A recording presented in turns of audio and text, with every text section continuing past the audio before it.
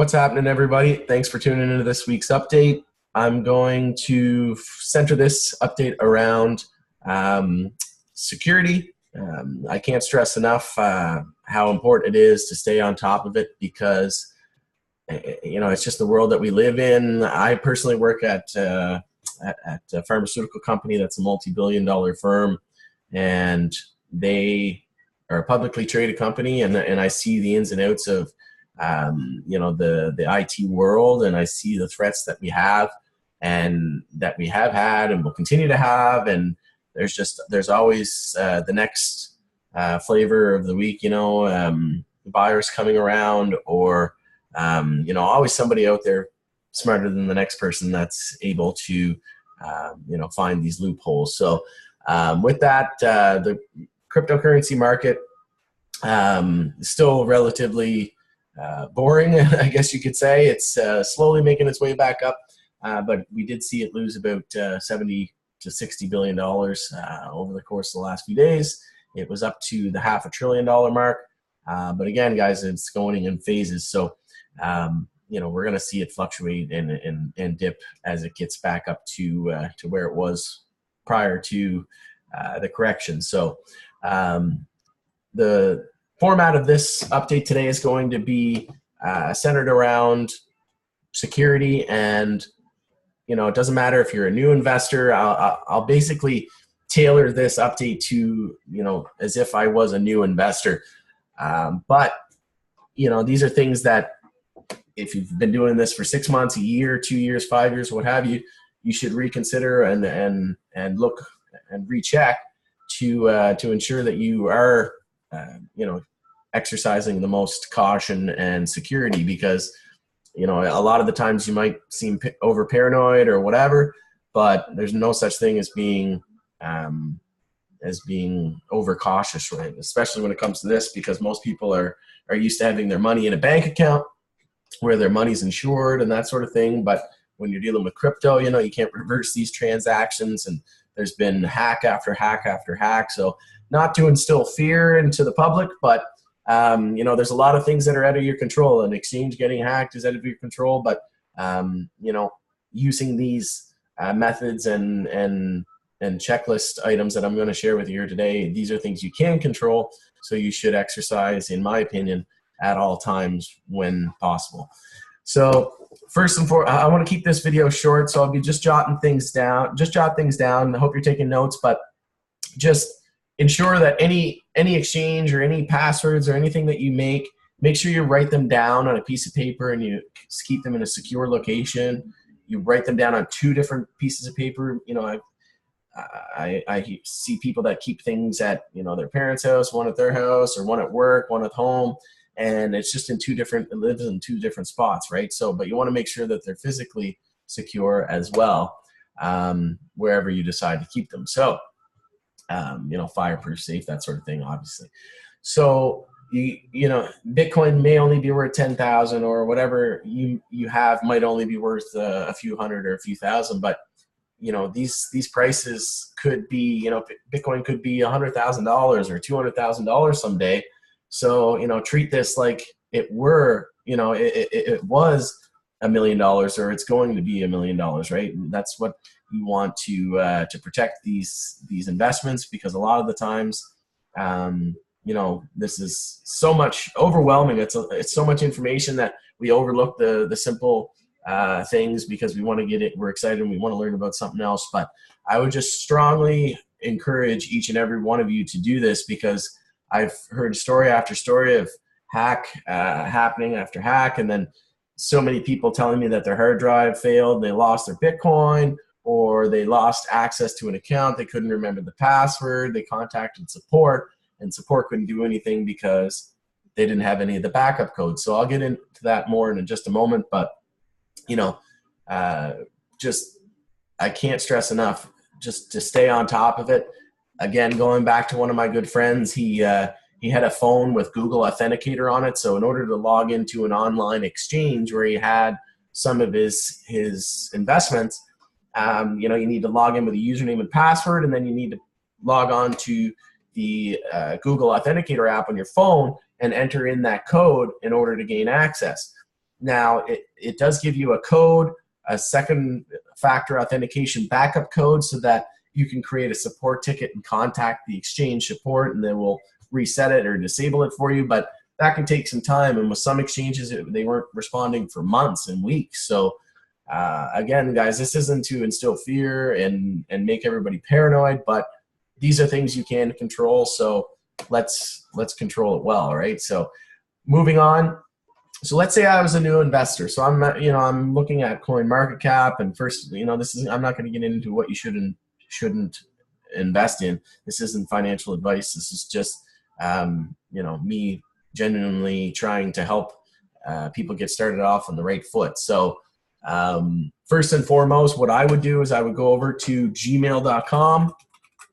Even if you have a relatively new email, I would create a brand new one. That way, it's, and make sure you go right to Google. You don't go to Google and search anything, or you don't, click on any weird emails, any of that. Use a fresh new computer as well. Like if you can, try not to use a computer that you've been downloading. Again, guys, I'm just going to spit some things out there. I might be talking fast, and hopefully you're pausing this video and writing down notes, because I just wasn't able to get everything down on this checklist here to the right. So go to Gmail, create a brand new account. It'll be separate. Create a new bank account. I'm not saying you have to sign up for a whole new bank, but just get a new checking account within the same bank. Some banks charge a lot of money for a new account, so just go to Tangerine or something like that. They're free. There's no cost to sign up. There's no fees. And if you deposit $100, actually, they'll even give you $50. So if you start an account with $100, you'll get rewarded with $50. So you've got $150. You can use that to invest into cryptocurrency as your first investment, and you'll have a new bank account completely separate for taxation purposes and that sort of thing. And then go to Gmail, create a brand new account. The reason why you'll want to create a Gmail account is because you can link a security key to it. So if you go to Amazon, again, guys, you don't have to do this all right off the bat. You don't have to do this right out of the gate. You can just start with the simple things like creating a Gmail account. That's free. And a new bank account, a lot of times you can do that for free. Make the email difficult. Make the password difficult for the new Gmail, right? Like I had trouble for the first few weeks remembering what mine was, but that's good, right? That means that it's going to be even more secure. So work on purchasing a Ledger or a Trezor hardware wallet.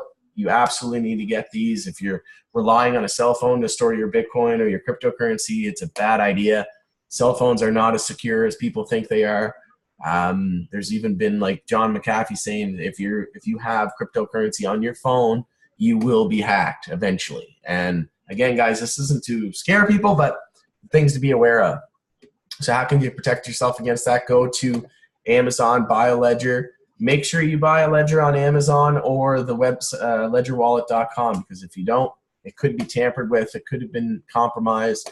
So make sure you go here. I heard they were backed up and not selling any for a long time. Had some poor feedback about it. So I would just go to Amazon, search in here, Ledger Nano S hardware wallet, and purchase it from Amazon. Don't buy it from eBay or any sketchy website like that. So, and we can get more into how Ledger works. I've been meeting with lots of people going over how it works. And yeah, there's a lot to be said about that. So if anybody has any questions, I'm not going to dive into that right now, but if anybody has any questions with regards to that, just let me know. So let me get back here to my screen.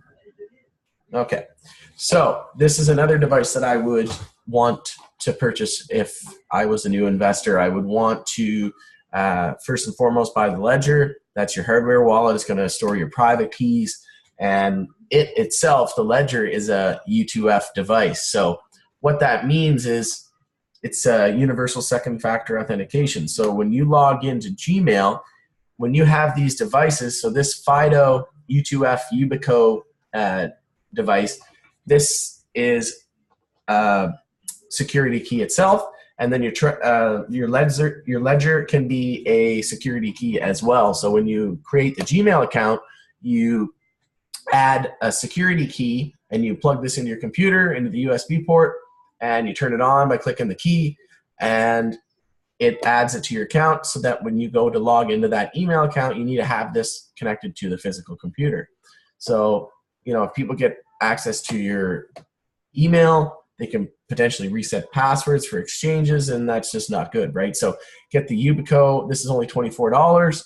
It's like virtually impossible to break. It's waterproof. You can run over it with a card. It's still fine. So just make sure you get yourself one of these. This is a backup in case you lose your ledger or vice versa. And you store them in 2 different locations in the secure location. So moving on from Gmail, and when you create when you sign up for an exchange like Quadriga and HitBTC, make sure that you associate those accounts to the new Gmail account that you just created, right? Don't use your regular personal email account. Make sure you use the new email that you just created on these exchanges like Quadriga. Quadriga is based out of Vancouver. It's one of the better ones in my opinion. It's low fees, and they do have limits for cash and deposits and things like that. But some of the lowest fees I've seen. And they also have double second factor authentication. So when you go to log into Quadriga, it'll send you an email and it will ask you for the Google Authenticator. So in order to log in, you have to check your secure email account for the code, and then you have to enter that code, and then you have to check Google Authenticator and enter that code. So it's just 2-step second factor authentication rather than just one. So again, that's even more secure. HitBTC is an exchange you can sign up for. They weren't accepting new people, but they are now. So that's just a FYI and a heads up on that front. And HitBTC will actually give you the ability. So if I go over here to my other screen, I'm just logged in over here. So HitBTC, if you go in, click here on settings, click security, you can add different devices for 2-factor authentication. So I personally have 3 cell phones, 2 that are no longer in use. One's an old iPhone 5C, but I just wiped it the other day and set up just Google Authenticator on it. And I, got everything working, and then I put it in a safe so that if I ever lose access, so I'll keep the majority of the large amounts of money that I do have. That I strongly recommend keeping that offline, not on an exchange if you have a lot of money, but if you do have to have a lot of money on an exchange, put it on an exchange where you have multiple backups of these Google authentication devices, and make sure you're backing up the second factor authentication backup code that it gives you when you enable these. Each time you add a new one, it'll give you a backup code, and you want to write those down in 2 locations in case that you ever lose that device and you want to get it removed from the account. Again, guys, can't stress how important that is. And I've got another phone that the battery was dying in, but I can still turn it on with the phone connected. So that's another device I have the authenticator on, and then I have it on my personal phone, right? So 3 different ways that you can log into the exchange should you lose it. That's pretty cool. So I, for one, if I'm going to hold any large amounts of money on the exchange for any, short period of time, which I don't plan on having it on there for any length of time. But when I do, in order to make trades and things like that, like if I have to send my Bitcoin somewhere to sell it, because I think it's a big dip's coming or what have you, then I'm going to send it to a place like HitBTC where I know that if my phone falls in the toilet or it just stops working randomly, that I have at least a few other devices that I can go to, and not have to rely on creating a support ticket and getting it reset, that sort of thing. So moving on from that, make sure you're using a secure computer. So don't use a computer that you downloaded torrents and movies and illegal content, things like that from sketchy websites. Don't stream movies. You know, don't save passwords and things like that in browsers. That's just ways for if somebody ever gets unauthorized access to your computer that you have, you know, they could potentially use that as against you, right? So just try to be the most secure as you can. You know, no one wants to get hacked, and no one ever plans to, you know, for it to happen, right? Like we kind of just, you know, ignorance is bliss sort of thing, right? And we try not to think about it too much because a lot of it's over our head. But again, guys, there's things that you can do, just like these basic checklist items that I ran through here today, that you can do. But again, if you're on an exchange and you're not sure, you're like, you know, maybe I have those two-factor authentication backup codes, or maybe I don't have this, or maybe I do. And if you're not sure, just create a new account on, you know, Quadriga or HitBTC with a new email address, with a new email that you created if you don't already have a brand new email, and set it up the right way, right? Go through this again and just transfer your Bitcoin from wherever to that new account, right? And you can start fresh, and that way you know that you have the backup keys for it. And again, guys, just exercise caution when not only online on exchanges, but you know, when you're using your computer, even, you know, for anything, right? Even when you're doing your banking, these are things that, you know, people see their credit card gets hacked or what have you. There's even been instances where people have gotten Ledger wallets delivered where they were compromised. Somebody else had them. They had the passphrase written down already, and it looked legitimate, like behind one of those scratch cards where you have to scratch the surface for the, you know, for the code to appear. So it looked legitimate, and he thought that that was the backup phrase, but little did he know that you're not supposed to have that written down already. You're supposed to write it down yourself from the words that display on the ledger. So guys, there's just so much that I can try to jam pack, and I don't want to make this, there's only so much I can put into one video, and I don't want to make this super long and boring, but again, not to make everybody paranoid, just make sure that you do these basic principles and basic checks, because, you know, it's just a matter of time before, you know, we fall victim to one of these issues, and you do not want to be in the shoulda, coulda, woulda situation, especially if you have large amounts of money. So with that, if anybody has any questions about security, again, I'm very well versed in the subject. I work at you know, at a pharmaceutical company with hundreds and hundreds of computers. So you know, we constantly have that on our radar. So again, I just hope that I was able to give some value to those that were a little unaware, or just you know, maybe a little laid back or put offish, so to speak. So just, if you know, if you haven't done any of these things, it doesn't take very long. It can be expensive. You know, you can run into probably $200-300 just for the Ledger and the Yubico. If you want to get VPN, so right now I'm connected to Ivacy VPN as well, which I forgot to mention.